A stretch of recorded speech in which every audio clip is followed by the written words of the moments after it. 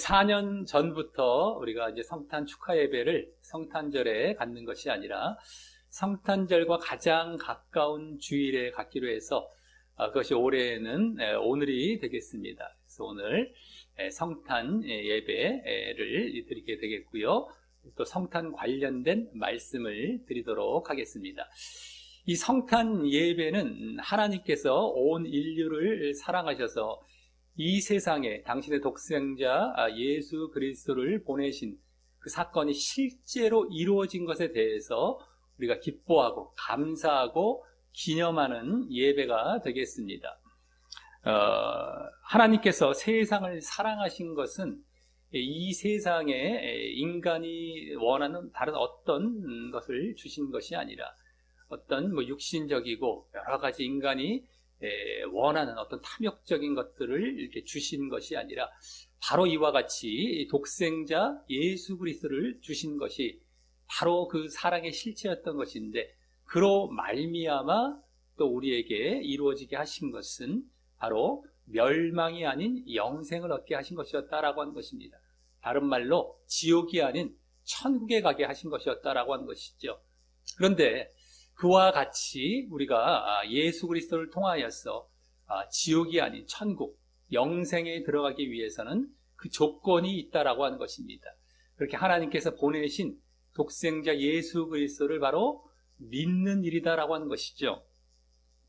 그래서 그러한 모든 사실이 이제 아주 우리 신앙의 우리 이제 기독교에서 가장 유명한 말씀이라고 할 수 있는 요한복음 3장 16절에 그대로 담겨서 보여지고 있습니다.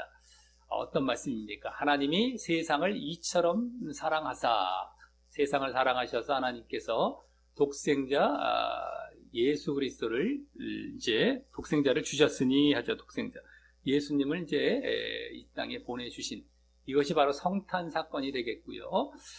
그래서 이는 저를 믿는 자마다 라고 하고 믿음이 조건이 딱 들어갑니다. 믿는 자마다 멸망치 않고 영생을 얻게 하려 하십니다. 멸망과 영생이 나오죠. 멸망, 지옥과 영생, 천국이 나옵니다.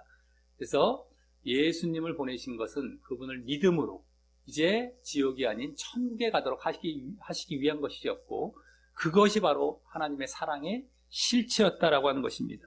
그래서 예수님께서 이 땅에 이제 아기의 이제 모습으로부터 태어나시고 오신 것은 어떤 자들에게는 진정 하나님의 사랑을 받게 되는 일이 되는 것이지만, 반대로 또 어떤 자들에게는 사랑의 반대, 하나님의 심판입니다. 하나님의 심판을 받는 일도 되는 아주 중대한 사건인 것입니다. 그래서 예수님께서 인간의 몸을 입고 성탄하시고 다른 말로 성육신 하셨다고 할 수 있는데, 그 사건이 무조건 좋아할 일만은 아닌 것이고요. 그 좋아할 일이 내게 되도록 해야 하는 것입니다. 정말 그런 좋아할 만한 일이 되도록 내가 만들어야 된다는 것이죠.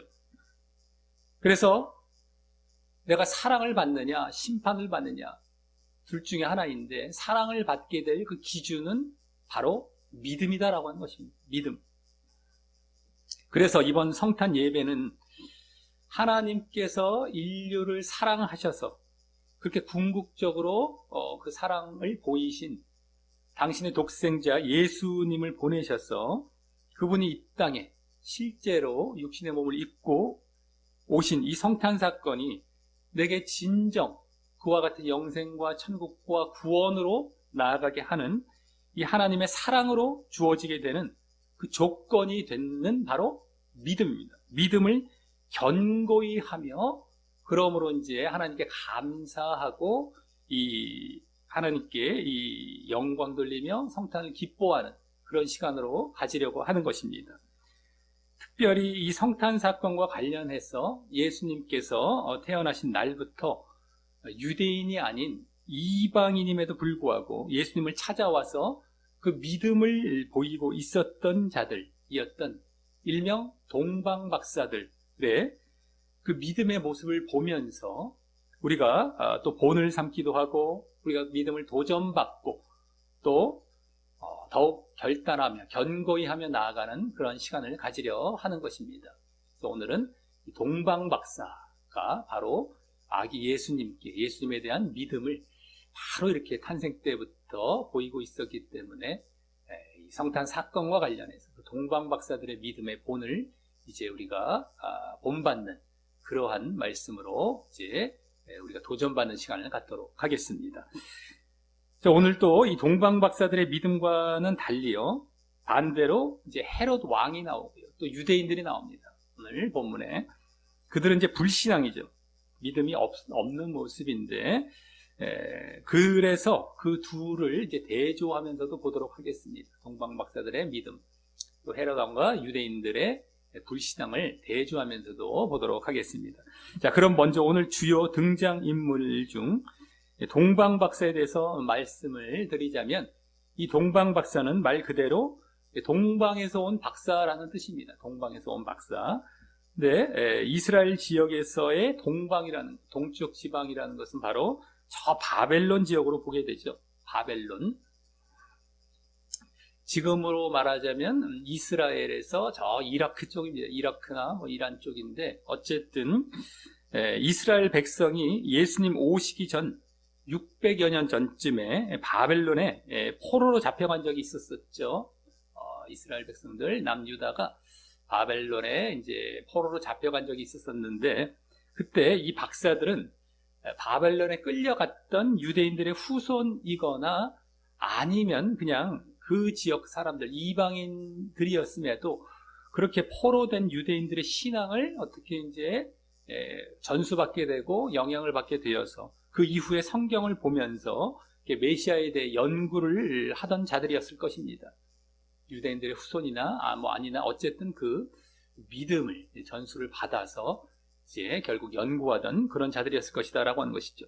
특히 이제 성경을 연구하다가 민수기 24장 17절에 이제 메시아와 관련해서 이런 말씀이 나오죠. 한 별이 야곱에게서 나오며 한 홀이 이스라엘에게서 일어나서, 한 별이나 한 홀 마찬가지가 되는 건데, 야곱에서 알게서 또는 이스라엘에게서, 야곱과 이스라엘도 같은 거죠. 어쨌든 한 별이, 그래서 이스라엘에게서 일어난다라는 쪽이 이게 별이 나오고 있습니다.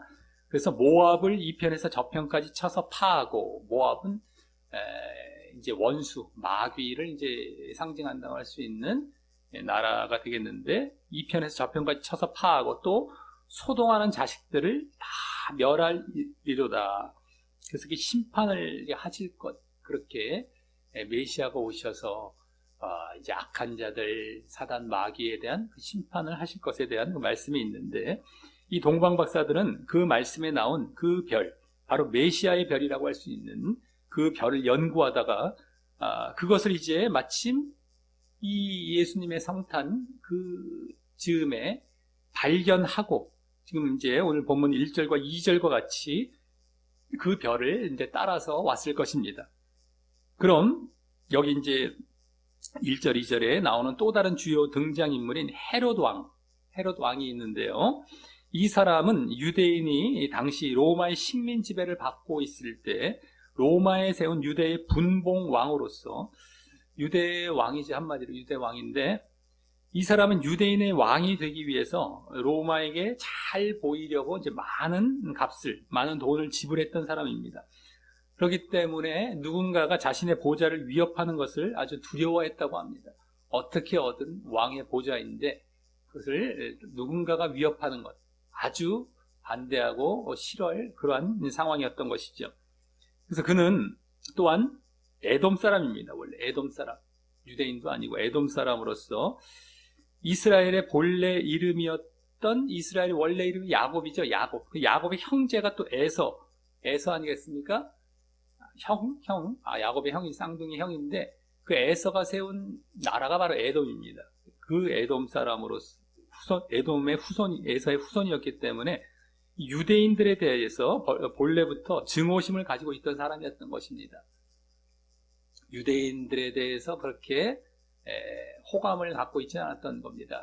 유대인의 왕이 되었긴 했지만 에돔 사람으로서 이스라엘과 이렇게 대적의 관계에 있었던 그런 상태였기 때문에 호감을 갖고 있지 않고 증오심을 갖고 있었다라고 하는 것이죠. 자, 이런 헤롯 왕 때에 이제 1절과 2절과 같이 예수님께서 베들레헴에서 나신 것인데요. 베들레헴. 근데 동방으로부터 온 그 동방 박사들은 예루살렘에 이릅니다. 예루살렘에 이르러서 그곳 사람들에게 유대인의 왕으로 나신 이가 어디 계십니까? 우리가 동방에서 그의 별을 보고 그에게 경배하러 왔습니다. 라고 자신들을 소개하면서 묻고 있는 것입니다. 여기 이제 그의 별을 보고 왔다라고 했는데 그 메시아의 별이 이 동방 박사들을 예수님이 태어나신 베들레헴 쪽으로 끝까지 인도하지 않고 잠시 이렇게 나타났다가 이제 잠시 사라졌는지 지금 유대인의 정치적인 종교적인 중심지죠. 유대인의 수도격인 바로 예루살렘으로 오게 된 것입니다. 중심지기 때문에 별이 쫙 유대 쪽으로 인도하다가 이스라엘 쪽으로 가다가 사라졌습니다. 당연히 이스라엘 유대의 중심지인 예루살렘으로 와서 질문을 하게 됐던 것입니다. 그 별이 유대인의 왕의 별, 메시아의 별이기도 하지만 그 메시아는 유대인의 왕이죠. 그 유대인의 왕의 별이라고 여겨졌기 때문인 것입니다. 유대 나라에 가야 되죠. 유대인의 왕. 그래서 유대 나라 가서 거기에 가장 중심지인 예루살렘으로 그래서 오게 된 것입니다. 그리고 이 별에 대해서 혜성이다, 별똥별 같은 것, 아니면 행성이다, 막 이렇게 움직이는, 그리고 또 아니면 새롭게 막 출현한 그런 별일 것이다. 여러 가지 견해가 있는데, 그 중에서 이 일이 실제 있었던 사건이고, 또 과학적으로도 증명이 된다는 측면에서는 이 854년마다 일어나는 목성과 토성과 화성이 일직선상에 합쳐진 현상일 것으로 보는 것이 유력한다고 이제 보여지게 됩니다. 목성과 토성과 화성이 쫙 일직선상으로 딱 합쳐지는 그 현상이죠. 컴퓨터로 이제 과거 바벨론에서부터 이 별자리를 쫙 조사를 해봤더니 당시 이렇게 목성과 토성이 마치 예수님의 탄생을 축하하듯이 서로 앞으로 갔다 뒤로 갔다를 반복하게 되는 것으로 보여지다가 또 잠깐 안 보이게 되고요. 또 이 박사들이 예루살렘에 들러서 어디서 이 유대인의 왕이 나실지를 알아본 이후에 다시 베들레헴으로 떠나게 될 때 시점에는 다시 이 별이 보이게 되는 현상을 이제 밝혀냈기 때문인 것입니다. 그럼 또 이제 이렇게 생각할 수가 있겠죠. 854년마다 그런 현상이 일어나면 메시아가 854년마다 또 태어나는 것이냐라는 의문이 들 수가 있는데요. 그것은 구약의 여러 예언의 말씀에서 나오는 메시아가 올 그 시점과 또 장소와 딱 맞아 떨어지면서 그런 현상이 일어났기 때문에 또 다른 그런 현상과는 다른 것이죠. 메시아가 올 딱 시기, 구약에 예언된 그 시기와 또 장소까지 다 일치를 했기 때문에 유일한 사건이 되죠. 그 별들이 854년마다 그런 현상이 있다 할지라도 이것과는 또 다른 것입니다. 그래서 어쨌든 우리는 여기서 물론 이제 이런 별이 맞는지 다른 별인지는 정확히는 알 수 없습니다만 유력하다고 보는 것입니다. 거의 이제 실제 있었던 사건이었기 때문에 그것과도 일치하기 때문에 이제 보는 것인데요. 어쨌든 간에 우리는 여기서 동방 박사들의 신앙을 이제 엿볼 수 있는 것입니다. 왜냐하면 하나님의 말씀을 실제로 믿고 구약의 말씀들을 그대로 믿고 그것을 통해서 메시아를 고대하고 기다리면서 이와 같이 직접 찾아 나선 신앙 때문인 것입니다. 직접 믿고 직접 찾아 나는 것, 실제로 믿고 직접 찾아 나섰던 것입니다. 더욱이 유대인의 왕으로 나신에서 이 나신이란 말은 이미 나셨던 이란 말이기에 그들이 유대인의 왕의 탄생 사실에 대해서 확신하고 이와 같이 찾고 있음을 보면 더욱 말입니다. 아예 확신하고 있습니다. 이미 나셨다라는 것을 이미 이들은 분명히 믿고 이렇게 확신하고 찾아 나섰기 때문이죠. 그래서 말씀을 실제 하나님의 말씀으로 믿고 그래서 그 속에서 실제로 메시아를 발견하고 또 그래서 메시아를 간절히 소망하며 실제 메시아께 나아가는 이 신앙을 이 동방 박사들은 우리에게 보여주는 것입니다. 그러니까 우리가 예수님을 믿는다고 하면서도 그 가장 중심인 말씀을 믿지 못하고, 또 그래서 예수님이 그리스도임도 추상적으로만 고백하지 실제로는 믿지 못하고, 또 그래서 지금으로 말을 하자면 당시 그 예수님의 탄생과 비교가 되는 예수님의 재림이 있죠. 우리에게 또 약속으로 주어진 예수님의 재림을 소망하지 않는 경우가 지금 너무 많은데요. 이 종말을 바라보고 또 예수님의 재림을 소망하고 이러지 않는 경우가 지금 너무 많은데, 그래서 거기에 대비해서 우리가 신앙을 계속 보여나가는 것이죠. 그 말씀에서 우리에게 요구하고 있는 신앙들을 보여나가는 것이 보여져야 되는데, 그렇지 않은 경우가 지금 너무 많은데, 그런 것과도 쭉 비교를 해볼 때에 이 동방박사들이 얼마나 이 바른 신앙의 본이 되는 것입니까? 그래서 우리도 실제로 말씀을 믿고 실제로 그 말씀에 나온 메시아, 그리스도, 예수님을 실제로 믿고 그 말씀을 또 실제로 믿고 그 약속을 실제로 믿고, 그래서 거기에 따라 우리가 행동이 변화가 되고 그대로 거기에 따라가는 이런 모습이 나타나야 되는데, 추상적으로 관념적으로만 믿고 지식적으로만 알고 전혀 그것을 실제적으로는 받아들이지 않죠. 그러니까 행동에서 그것을 그대로 따라가는 식이 아닌 것입니다. 근데 이 동방박사들은 진정 믿고 실제로 행동이 보여지는 이런 신앙의 본을 우리에게 보여주고 있다라고 하는 것이죠.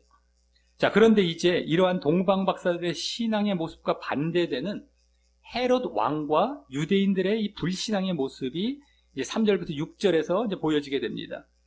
이 동방박사들은 이 유대인의 왕이란 분이 이미 나신 사실을 모든 유대인들이 당연히 알고 있으리라고 믿고, 아까 2절과 같이 유대인들에게 와서 이제 물었던 것인데, 아이러니하게도 정작 이 메시아의 도래를 고대하고 있었던 본토 유대인들은 전혀 이 사실을 알지 못했던 것입니다. 그래서 3절부터 6절까지에서는 이 소식을 오히려 전에 듣고 이제 헤롯 왕뿐만 아니라 그 백성들, 이 유대인들까지도 소동하고 이에 대한 대책을 세우는 이 헤롯 왕의 모습이 나타나게 됩니다. 여기서 이제 소동하다라는 말은 원어상 자극받다, 선동되다라는 뜻의 말인데, 그 당시 예루살렘 그 성내에서 얼마나 이 극심히 자극받고 막 불안했었는지를 잘 보여주는 말입니다. 소동한다는, 막 그냥 불안해갖고 막 소동하는 거예요. 자극받아갖고.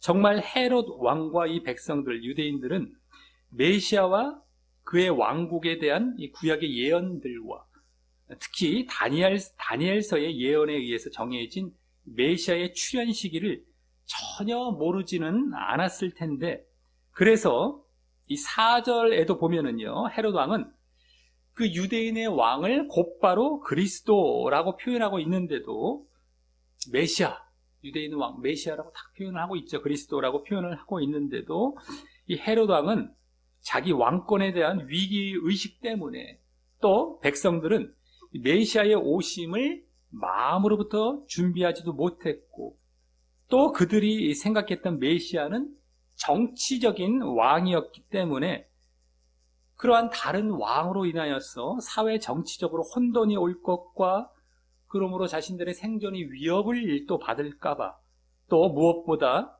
자신들의 이 세속적인 욕망이 피해를 받을까봐 이와 같이 소동하며 이 심각한 두려움에 떨 수밖에 없었던 것입니다. 준비가 안 된 것이죠. 한마디로 말을 하자면 준비가 안 된 것입니다. 지금도 예수님이 오시면, 막 오신다고 하면은 불안해할 사람들이 많죠. 준비가 안 되고 좀 더 나중에 오십시오, 좀 더 나중에 오십시오, 이렇게 미루는 이런 경향들이 많을 수밖에 없죠. 하지만 바른 신앙에 있는 자들은 어서 오시옵소서, 어서 임하시옵소서 라고 고백하지 않습니까? 어서 자기가 바른 신앙의 길을 계속 묵묵히 또 힘든 싸움을 하며 걸어가고 있기 때문에 어서 오시옵소서 하는 거예요. 어서 오시옵소서. 사실 이 세상의 삶이 사실 뭐 우리가 신앙의 삶을 살다 보면은 그렇게 뭐 녹록하거나 뭐 즐겁거나만 하지 않습니다. 이 겉으로는요. 네? 그렇기 때문에 어서 오시옵소서 하는 거예요. 어서 오시옵소서. 바른 신앙의 길을 걷다 보면. 이 당시에도 지금 이게 준비가 안 되다 보니까 막 소동하고 불안해하고 이렇게 두려워하고 있다라고 하는 것이죠. 그래서 그 불안한 마음을 감출 길 없는 헤롯 왕은 이제 4절과 같이 당시 종교 지도자들이었고, 그래서 이 구약 성경, 이 성경을 잘 알고 있는 이 대제사장들과 서기관들을 모아서 그 그리스도가 어디서 나겠느냐라고 묻습니다. 그리스도라는 말을 이제 바로 하면서 유대인은 왕, 그리스도라는 걸 분명히 알고서 바로 물어보죠. 그런데 그 대제사장과 서기관들은 5절과 같이 조금의 망설임도 없이 그것이 유대 베들레헴이라고 알려줍니다. 바로 망설임도 없이 유대 베들레헴입니다. 베들레헴. 그것도 거기 선지자로 이렇게 기록된 바라고 하며 구약의 구절을 인용하면서, 미가서 이제 5장 2절이 되는데요. 구약의 선지자라고 이렇게 말한 것은 선지자는 바로 미가 선지자가 되었고, 이렇게 기록된 바 그걸 인용하면서 6절과 같이 쭉 그것들을 말을 하면서 말입니다. 여기서도 그들의 이러한 성경 지식으로 보아서 그 당시 메시아를 고대하던 이 분위기가 컸음을 알 수 있습니다. 하지만 그들은 이 메시아에 대한 지식을 진정 믿고 있었던 것이 아니라 단지 그냥 지식적으로만 알고 지적으로만 받아들이는 자리에 있었던 것입니다. 이는 성경 지식이 있다 하더라도 그것이 단지 지식에 그친 것이었고, 그 말씀을 실제 믿고, 그래서 실제 메시아를 믿어서 메시아를 소원했던 것이 아닌 이 불신앙의 모습을 보이고 있었던 것이죠.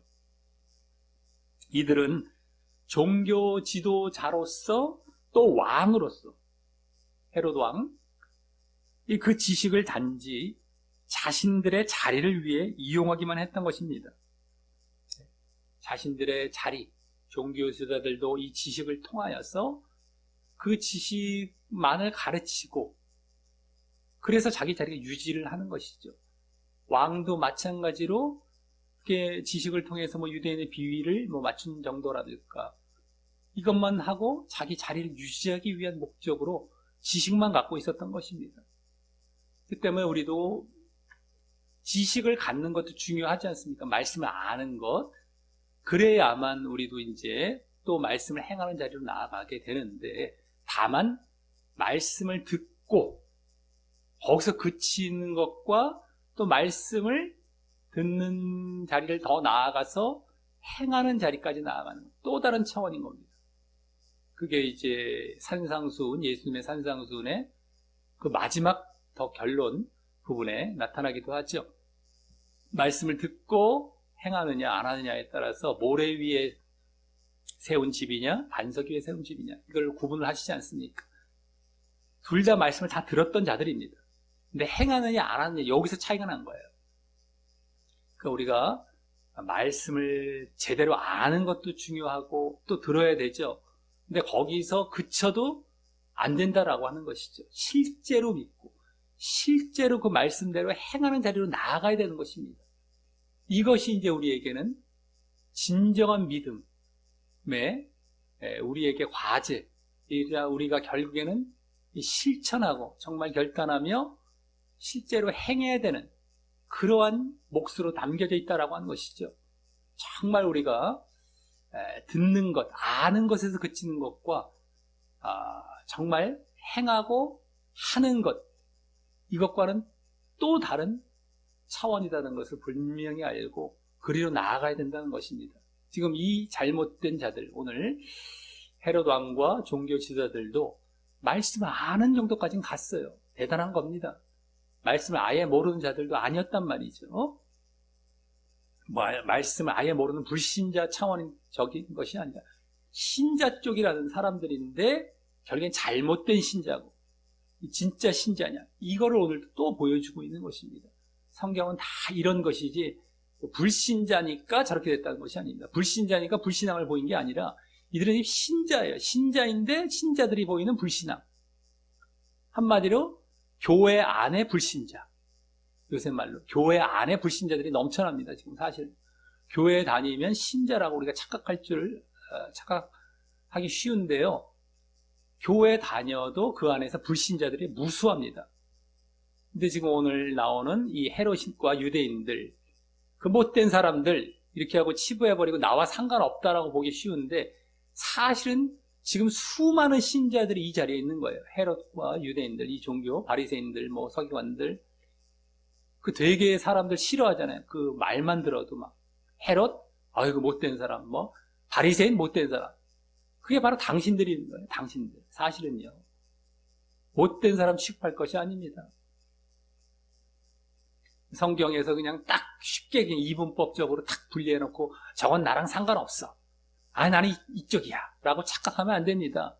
성경을 보면 웬만하면 못된 쪽에 다 자기가 해당할 가능성이 훨씬 높아요. 근데 그것을 성경을 통해서 우리에게 깨닫게 해주고 계시는 거죠. 너 웬만하면 이 자리에 있지. 이 자리에 있으면 안 된다. 일로 넘어가라. 이 소수의 자리. 이렇게 제시를 해주시는 이런 것이 성경이지 딱딱딱 벌써 구분해 놓고 나는 이거 아니야. 나는 이 좋은 쪽이야. 라고 착각하면 절대 안 됩니다. 웬만하면 다 안 좋은 쪽이에요. 근데 그것을 벗어나서 이쪽으로 가라고 우리에게 제시해주고 요구해주는 게 성경인 겁니다. 그걸 분명히 알아야 됩니다.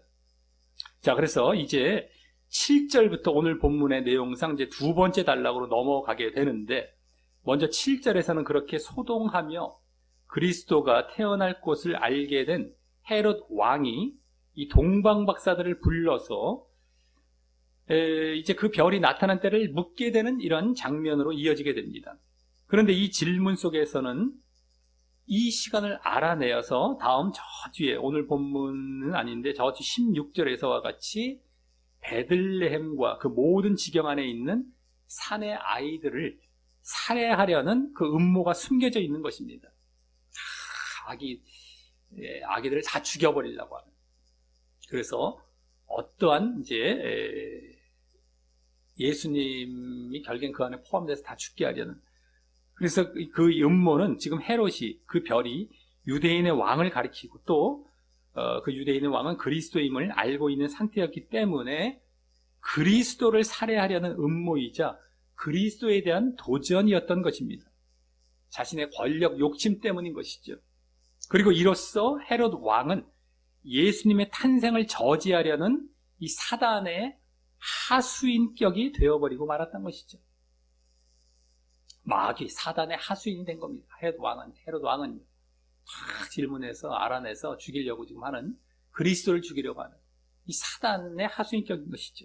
그래서 이제 이 헤롯 왕을 배후에서 조종하고 있는 이 사단, 마귀의 시각에서 이제 7절과 8절을 바라볼 필요가 있는데요.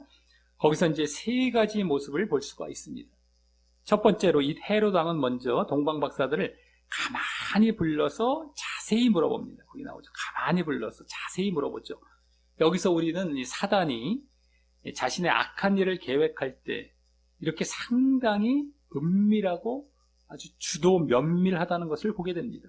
아주 은밀히 가만히 자세히 아주 주도 면밀하게 이렇게 악한 일을 계획하고 이제 수행해 간다라고 하는 것이죠.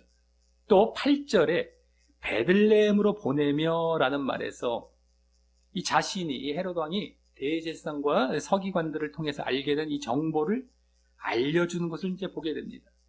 베들레헴이다 라고 이제 알려주죠. 자신이 마치 친절과 덕을 베푸는 듯이 하면서 그들에게 그 아기를 찾거든 내게 알려달라라고 하며 자신이 원하는 것을 얻으려는 그 덫을 놓고 있는 것입니다. 탁 주는 것, 친절도 베풀면서 내가 원하는 것을 얻어내려고 하고 있는 것이죠. 사단은 이와 같이 무엇인가 줌으로써 아주 득이 되는 것처럼 보이게 하면서 그러면서 자신의 계획을 이렇게 실행해가는 것을 보게 되는 것입니다. 살짝 우리가 이제 사단에게 넘어갈 때는 뭔가 얻는 것 같은데, 좋은 것 같은데 은근히 지금 사단에게 끌려가고 있는 중인 거예요. 사실은 그렇게 아주 주도 면밀하게 계획도 세우는 데다가 은근히 또 우리에게 유익이 되는 것처럼 보이게 하면서 끌고 가는 거죠. 자, 세 번째는요. 거기 찾거든 내게 고하여 나도 가서 그에게 경배하게 하라라고 하며 이 아기 예수를 살해하기 위한 계략을 바로 경배로 포장하고 있는 것을 보게 됩니다. 죽이려고 하는데 원래는요, 싹 가서 경배하게 하라 알려줘서 만약에 알려주면 가서 경배는커녕 죽이려고 했던 것인데요. 사단은, 마귀는 이와 같이 자신을 천사로 가장을 싹 해요. 경배한다라고. 그러면서 자신의 거짓을 들키지 않고 위선으로 일을 해간다는 사실을 알 수 있는 것입니다. 거짓선, 위선이죠. 그것으로 이제 일을 착 해 나아갑니다. 천사로 가장해서. 네.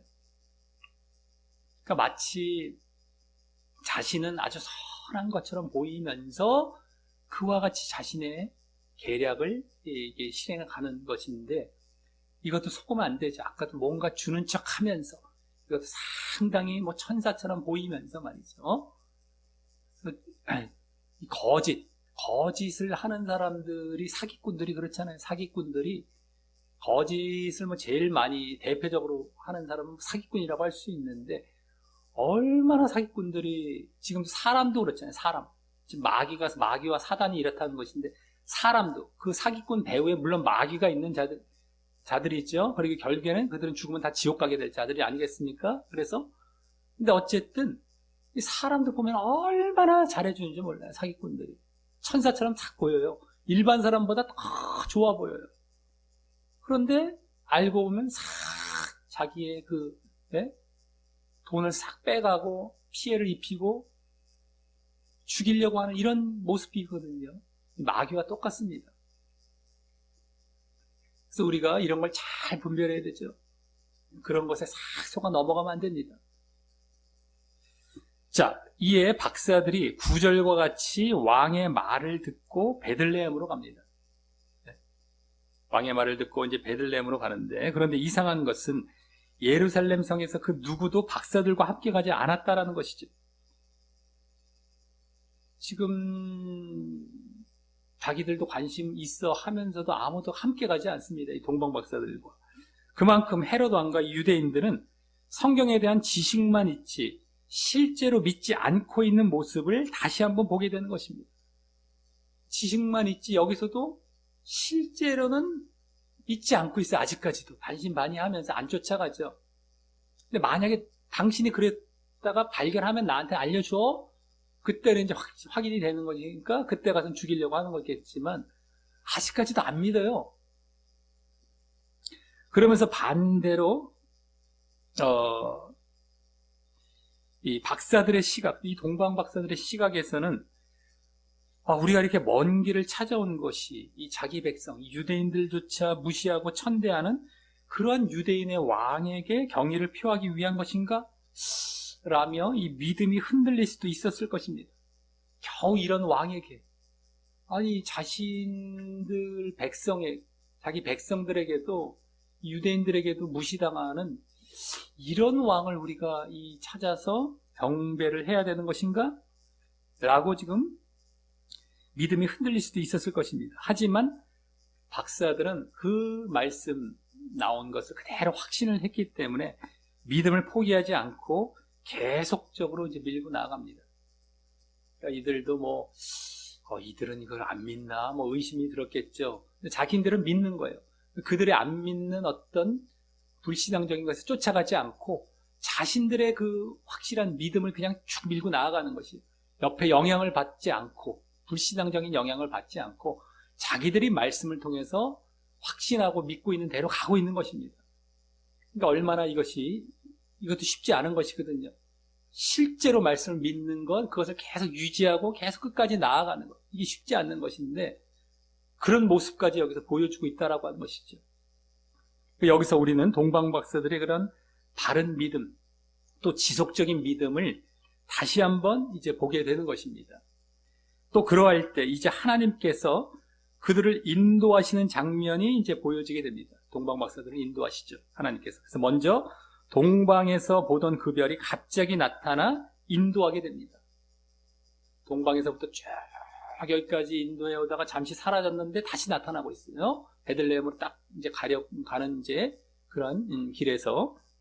그래서 그동안 동방에서만 보이다가 없어졌던 별이 다시 이제 나타나게 된 것입니다. 아까 말씀드렸던 목성과 토성이 이 예루살렘에서 또 베들레헴으로 가는 길에 다시 보이게 되었다는 것이 과학적으로도 입증이 되었다고 말씀드렸던 것과 같이 하나님께서는 이 천체의 움직이는 그 시간까지 다 모두 아시고 모든 것을 당신의 섭리 가운데 인도하고 계셨던 것입니다. 쫙. 그래서 이들의 이런 것까지 다 내다보셨을 것이고, 그 다음에 다시 이제 이것이 나타나서 그들이 이제 베들레헴으로 인도되게 이렇게 하셨을 것이다라고 하는 것이죠. 물론 이제 이 별이 아닐 수도 있습니다만은 과학적으로도 볼 때, 이 실제 사건으로 볼 때에 이게 맞다면 이게 아니라도 하나님이 다른 쪽으로도 별을 이제 보이게 하셨을 것이지만 과학적으로 다 입증이 되는 이 사건을 통해서 더 이제 그렇다고 볼 수가 있는 것이죠. 자, 그리고 하나님께서 그냥 베들레헴으로 직행하게 하신 것이 아니라 이렇게 꼭 예루살렘을 거쳐서 이렇게 베들레헴으로 가도록 섭리하신 것은 아마 이 예루살렘에 그 그리스도의 탄생을 알려서 메시아에 대한 약속이 이루어졌음을 유대인에게 이제 보이려고 하셨던 것일 것이고요. 직접 다 메시아가, 그리스도가 정말 약속대로 왔다라는 것을 이들은 모르고 있으니까 이 이방 쪽의 사람들을 통해서 오히려 알리려고 하셨던 것이고, 또 그렇게 해서 그 예루살렘으로부터 시작을 해서 모든 인류에게 복음을 전하고자 하시는 그 계획 때문이셨을 것입니다. 여기서 이제 메시아가, 그리스도가 이제 탄생을 했다. 그렇기 때문에 여기서부터 그리스도의 복음이 전해지고 이제 전 인류에게 복음을 전하시려는 그 계획 때문에 이렇게 예루살렘에 굳이 들려서 동방박사들이 질문을 통하여서 아기 예수의 탄생을 알리고 메시아의 탄생을 알리면서 또 베들레헴으로 가도록, 또 이 별에 이렇게 나타났다가 없어졌다, 다시 나타나는 이런 현상을 통하여서 이런 계획까지 이제 세우셨을 것이다라고 하는 것이죠. 자, 이제 박사들은 이 별의 인도를 받아서 베들레헴에 도착을 했고요. 이 별이 머문 정확히 그 집에 오게 된 것입니다. 그때 동방 박사들은 10절과 같이 가장 크게 기뻐했다. 가장이라는 건 매우 크게 기뻐했다라고 합니다. 메시아를 이제 보게 될 것이기 때문이었습니다. 여기서 이 동방 박사들의 메시아를 진정 믿고 진정 사랑하는 신앙을 다시 한번 보게 됩니다. 메시아에 대해서 불안하고 불쾌했던 헤롯 왕과 비교해 볼 때 더욱 말입니다. 그래서 이제 동방 박사들은 거기 10절에 아마 마굿간이었을 그 집에 들어가서 그 뒤에 쭉 나오죠. 모친 마리아는 말고 오직 아기 예수께 경배합니다. 예수께만, 마리아에게 경배하지는 않습니다. 천주교 쪽으로 가면 안 되죠. 예수님만 경배해요. 그래서 그 신앙을 다시 한번 보게 되죠. 정말 아기예요, 아기. 정말 인간적으로만 보면 보잘것없는 아기인 것 같은데 그 아기 예수께 그대로 경배하죠. 실제적인 자신들의 믿음 그대로 보이고 있는 것입니다. 이후 이들은 황금과 유향과 몰약의 예물을 드립니다. 이 세 가지 예물 때문에 이 동방박사들이 3명이었을 것이라는 이제 추측을 하게도 되는데요.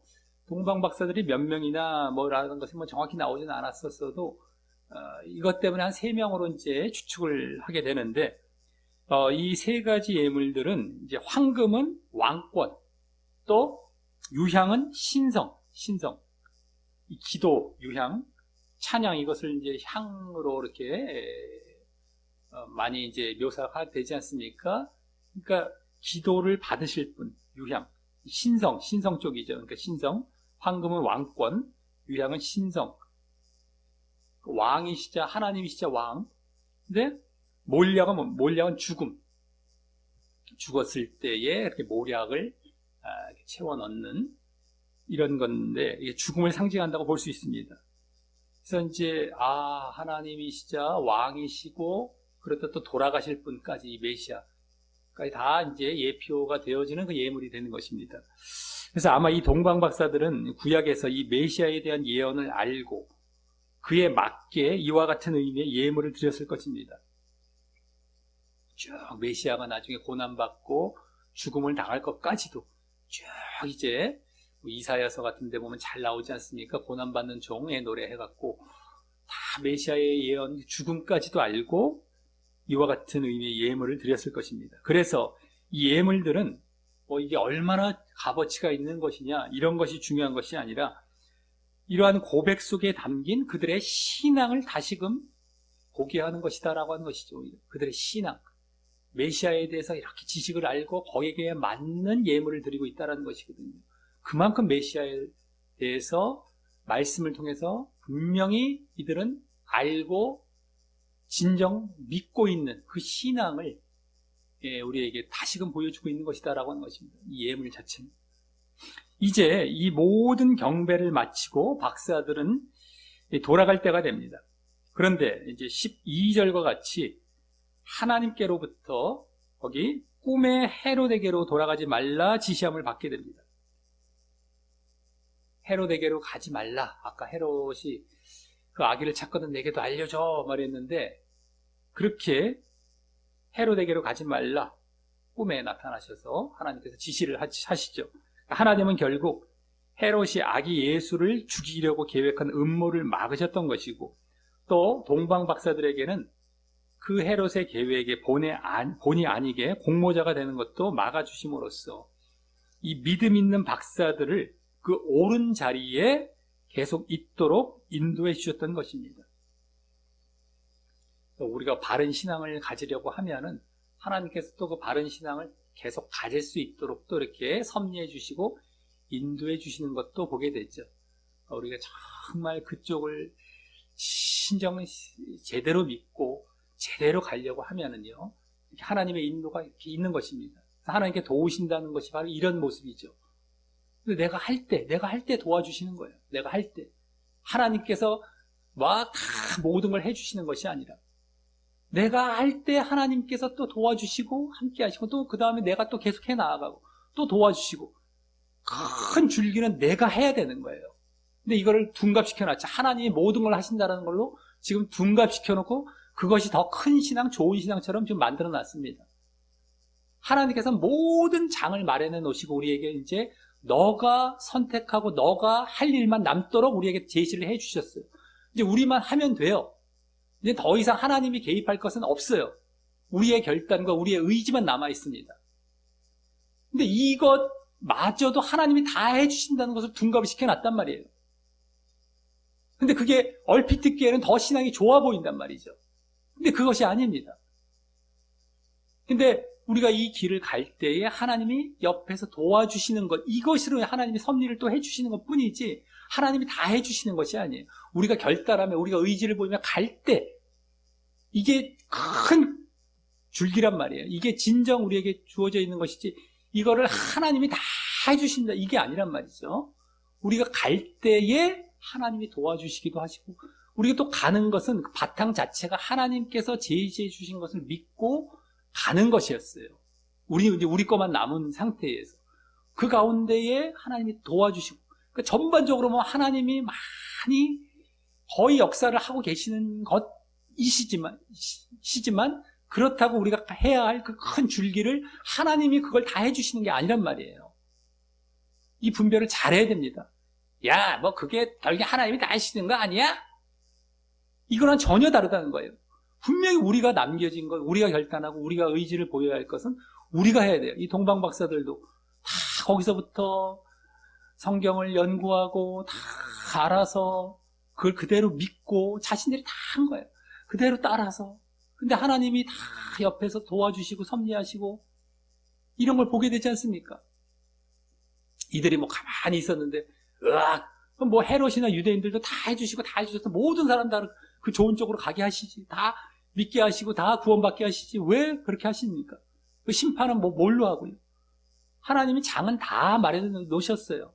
지금도 구약에서 이미 다 예언해 주셨고 다 알려주셨고, 근데 이들도 지식까지도 있었는데 그걸 안 믿었지 않습니까? 자신들이 의지를 갖고 믿고 그 자리로 가야 되는데 안 갔잖아요. 이 헤롯과 유대인들은요.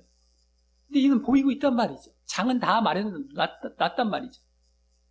그걸 그대로 우리는 믿고 나아가고, 그럼 하나님께 도와주시고, 이런 게 우리 신앙입니다. 우리의 믿음인데 자꾸 내가 보여야 할 모습, 내가 가야 할 길, 내가 결단하고 내가 의지를 보여야 할 부분까지 하나님 것으로 대치해버리고 둔갑시키는 일이 절대 없어야 됩니다. 이 길이 또 계속 걸어가야 하는 우리의 싸움, 우리의 모습, 우리의 믿음인 거예요. 계속 거기에 행함이 다 들어가 있고요. 이것을 절대 우리가 놓치거나 무시해서는 안 됩니다. 이게 전부예요. 우리의 천국 가는 그 길에. 근데 자꾸 이걸 내가 할 필요가 없다는 식으로 이제 둔갑시켜놓고 다 지옥으로 끌고 가고 있단 말이죠. 조심해야 됩니다. 지금 헤롯이나 유대인들도 사실 그런 모습인 거거든요. 자신들이 선민의식, 특권의식 갖고, 우리는 뭐 어떻게든 구원받겠지. 우리 나 천국 가겠지. 이런 착각을 하고 있는 거예요, 지금. 그러다 보니 제대로 안 믿습니다. 다 지옥 가는 것이고요.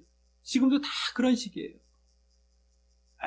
뭐 어떻게든 간에 뭐 하나님이 다 예정부터 해서 다 해주시겠지. 다 결국엔 그 배후에 보면 예정론이 다 배후에 이제 딱 알려 있죠. 그러다 보니까 그와 같은 모습이 이제 보여지는 겁니다. 그만큼 예정론이 위험한 것이고요. 그리고 하나님을 자기가 앞세웠으니까, 내가 하는 게 아니라 하나님이 하시는 거야 라고 앞세웠으니까 자기 신앙은 또 얼마나 좋아 보입니까? 내가 하냐? 하나님이 하시지. 눈물까지 쫙 흘려가면서, 예를 들어서 좀 이제 표현을 이제 극대화 시킨 겁니다. 눈물 흘린다는 거는요. 근데 그 분위기를 그렇게 잡는다는 거예요. 자기들이 마치 신앙도 좋아 보이면서 그 말까지 하니 얼마나 신앙이 좋아 보입니까? 근데 지옥 간다니까요. 그렇게 하면은요. 그러니까 암만 얘기를 해도 하나님을 앞세웠죠. 분위기 또 거기 보여졌죠. 여기서 못 헤어나와요. 못 빠져나와요.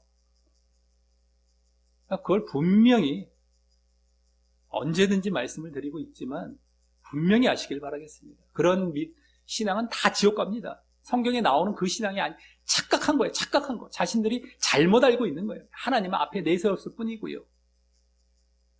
유대인들이 그랬던 것처럼 분명히 아시길 바라겠습니다. 자, 이 지역에서 박사들은 왔던 길로 돌아가지 않고 다른 길로 이제 고국에 이제 돌아갑니다. 말씀 하나님께서 해주셨던 것처럼 아마 이제 왔던 길보다 더 멀고 힘든 길이었을 것입니다. 멀고, 가까운 길이 아니라, 우리가 믿음의 길을 이제 걸어도 이와 같이 더 힘들고 손해 볼 수도 있다는 것을 알아야 합니다. 더 힘든 길일 수가 있어요. 하지만 이 명령이 하나님의 섭리와 인도에서 나온 것이었듯이 거기에 불평하지 않고 또 순종하는 것이 또한 믿음인 것입니다. 대로 하나님께서 돌아가라, 이렇게 가라. 근데 거기 그대로 순종하면서 힘들어도 그 길을 계속 걸어가는 것이죠. 이 좁은 길입니다. 그래서 믿음의 길이 오히려 계속해서 힘들어도 어려워도 계속 묵묵히 걸어가는 길. 이것이 우리의 믿음의 길인데 이 본까지도 동방박사들은 또 돌아가는 모습 속에서도 보여주고 있었다라고 하는 것이죠. 자, 이로써 오늘은 이 성탄 예배 말씀으로 예수님께서 이 땅에 탄생하신 목적이 하나님의 사랑의 실체, 궁극인 바로 구원을 주시기 위함을 이제 확인을 하면서 그러한 사랑과 구원을 받기 위해 합당한 조건인 믿음을 견고히 하여서 믿음을 견고히 하여서 하나님께 감사와 영광을 돌리기 위해서 예수님의 탄생 사건과 관련하여 바로 이 동방박사들의 믿음을 이제 보게 되었습니다. 이 동방박사들은 이방인임에도 불구하고 하나님의 말씀을 실제 믿고 그것을 통해서 메시아를 고대하고 연구하다가 이 메시아 탄생 사실을 확신하며 직접 찾아 나서기까지 하는 이러한 실제적인 신앙을 보였습니다. 그래서 실제적인 신앙입니다. 실제 믿고, 실제 직접적으로 믿고, 직접 나섰죠. 그래서 별을 잃어버려서, 중간에 잃어버렸어요. 그래서 낙심할 수도 있었고요. 또 나중에는 어떻게 됐습니까? 오히려 그 먼저 믿음 안에 있어야 할 유대인들은 메시아에 대해 지식에만 그치고 실제로는 무시하고 거부하던 그 분위기 가운데 믿음이 이렇게 흔들릴 수도 있었지만 그러한 장애물을 다 넘어서 끝까지 이 메시아를 향해 나아갔고요. 결국 메시아를 만나게 되었던 것입니다.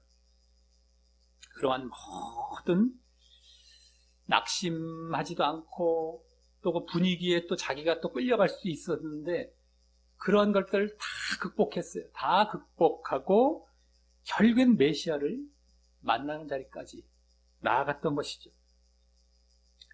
우리도 참 이러한 낙심할 수 있는 것, 분위기에 또 휩쓸려갈 수 있는 것, 이런 거 조심해야 됩니다. 하다 보면 뭔가가 이제 이 응답이 없어 보이기도 하는 것 같고 또 보니까 분위기가 이쪽이 또 그렇게 막 믿음의 이제 선배들이랄까 아니면 옆에 동료들이랄까 그 불신앙적인 모습이 있는데 또 거기에 영향을 받을 수 있는데 그걸 다 극복하고 가는 거예요. 지금 사실은 그렇게 끌려가는 경우가 엄청나게 많거든요. 응답을 못 받아서 신앙을 뭐 이렇게 저버리던가 아니면 뭐 가는데 또 옆에 다수들의 분위기에 또 휩쓸려 가던가 이런 경우들이 엄청나게 많습니다. 그래서 계속 잘못된 쪽은 살이 계속 붙어가요, 지금도. 그러니까 잘못된 그 넓은 길의 신앙은 점점 더 넓어지고 있고요. 이 좁은 길의 신앙은 점점 더 찾는 이가 적은 더 좁은 길로 가고 있습니다. 참 아이러니하지만 매 시대마다 그랬을 거예요. 그런데도 이것에 끌려가지 않고 끝까지 이 길을 걸어간다는 이게 대단한 것인데 이걸 그대로 보여주고 있었다는 겁니다. 거기다가 이제 하나님의 인도로 예루살렘에 예수님의 탄생 소식을 알리되 악에 동조하는 일을 피하면서 할 수 있었던 것이었습니다. 하나님께서 또 막아주셨죠. 악에 동조하지 못하도록 다 막아주시고 다 인도해 주시고 이렇게 그럴 때 이제 이러한 바른 신앙을 계속 또 보이는 그런 것을 위해서 도와주시는 거예요. 하나님께서 우리가 바른 신앙을 잘 걸어갈 수 있도록 내가 보이려고 하니 도와주시고 다른 거 도와주시는 게 아니죠. 그런 걸 자꾸 도와주시고 계속 갈 수 있도록 해주시고 우리는 또 그 바른 신앙 실제 신앙을 제대로 보이려 하고 그런 모습을 계속 오늘 이제 교훈받을 수 있었다라고 하는 것입니다. 반면 헤롯과 유대인들은 하나님의 말씀에 대해 지식만 있었지 실제로는 믿지 않고 단순히 유대인이라는 그 특권 의식에서 나온 이 높아진 마음속에 그 지식을 이용만 하다가 오히려 결국 메시아를 불편해하고 있었고 또 세상의 왕 사단의 하수인 역할을 하게 된 자가 되었던 것입니다. 결국에는요 마귀의 일을 하고 있었던 것입니다. 결국에 다 지옥 갈 자들이죠. 그래서 온 세상이 기뻐해야 할 구세주 예수님의 탄생 때부터 메시아 예수님에 대한 신앙에 있어서 이러한 두 부류로 나뉘어짐을 보게 됩니다. 예수님의 탄생 때부터 그 예수님에 대한 신앙이 두 부류로 딱 나눠지고 있어요. 그래서 내가 진정 예수님의 탄생을 기뻐하고 감사하며 또 그래서 하나님께 영광을 돌리는 자라면 우리가 성탄절, 성탄 예배, 성탄 주일을 맞이해서 정말 이러려고 이제 우리가 그 시간을 갖고 있지 않습니까? 기뻐하고 감사하고 영광 돌리려고. 근데 진정으로 그러한 자라면 오늘 동방 박사와 같이 하나님의 말씀을 실제로 믿고 그 속에서 실제로 예수님을 발견하여서 실제적으로 예수님을 주님으로 구하는 그래서 그 말씀대로 그대로 따라가는 신앙이 있는지 살펴보아야 합니다. 네? 내가 진정 감사하고 경배하고 기뻐한다는 것은 이러한 신앙에서 오히려 그것이 표현되는 것이지, 이러한 신앙이 없이 입술로만 기뻐하고 감사한다, 영광 돌린다 하면 다 위선이죠. 거짓이고요. 그래서 우리가 정말 이 성탄절 맞이해서 성탄 예배를 드리는 가운데 이런 신앙을 결단하며 영광을 돌려야 되는 것입니다. 하나님의 말씀을 실제로 믿고 실제로 이렇게 실행하는 것이죠. 그렇지 않다면 오히려 헤롯의 위치에 있으면서 겉으로만 경배한다고 하고 실제로는 마음에서 불쾌해하는 상태에 있는 것입니다.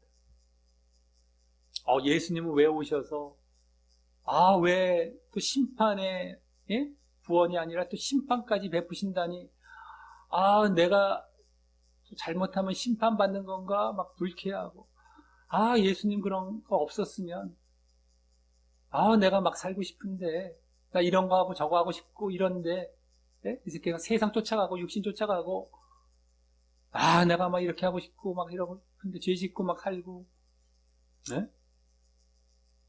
예수님을 실제적으로 불편해하는 거예요. 그리고 예수님의 말씀들, 성경에 다 그런 것이 나오지 않습니까? 예수님은 딱 그걸 구분해 주시지 않습니까? 양과 염소, 늘 말씀드렸던, 너희가 껍데기로만, 입술로만 믿는 것처럼 보이는 게 아니라 실제로 믿어야 된다. 네? 껍데기 외식, 그거 계속 지적하시다가 그거 지적받은 유대인들로부터 죽임을 당한 거 아니겠습니까? 그게 싫다고 나 싫어 불쾌해하면서. 지금도 마찬가지예요. 적당히 종교행위나 하고 내 마음대로 그냥 또 살고, 그런 사람들은 예수님을 싫어할 수밖에 없습니다. 입술로는 경배한다고 할지 모르지만 실제 예수님의 가르침과 이런 걸 불편해하고 불쾌해요. 여기서는 지금 이제 탄생 자체만 이제 나왔지만 실제로 그 가르침 자체도 싫어하는 거예요.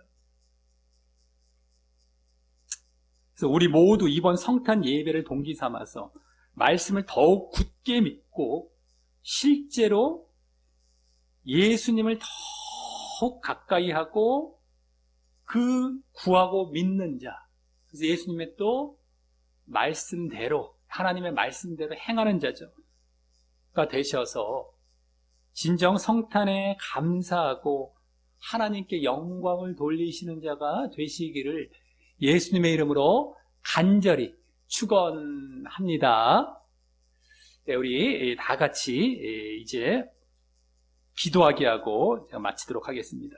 다 같이 기도하시겠습니다.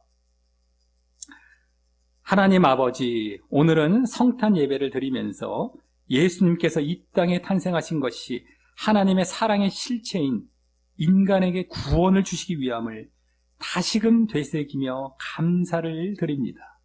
하지만 그 하나님의 사랑과 구원을 받기 위해서는 우리가 믿음을 가져야 하기에, 그 믿음을 견고히 하기 위해 오늘 예수님이 탄생하셨을 때 믿음의 본을 보인 동방박사들의 믿음을 살펴보았습니다. 하나님의 말씀을 실제로 믿고 그 속에서 예수님을 실제로 발견하여 어떠한 난관이 있더라도 실제적으로 예수님을 구하고 믿는 실제적인 믿음이었습니다. 그리고 그것이 아닐 때 말씀에 대한 지식만 갖고 이용만 하지 실제로는 예수님을 불편해하고 결국 사단을 좇는 헤롯의 신앙이 됨을 알았습니다.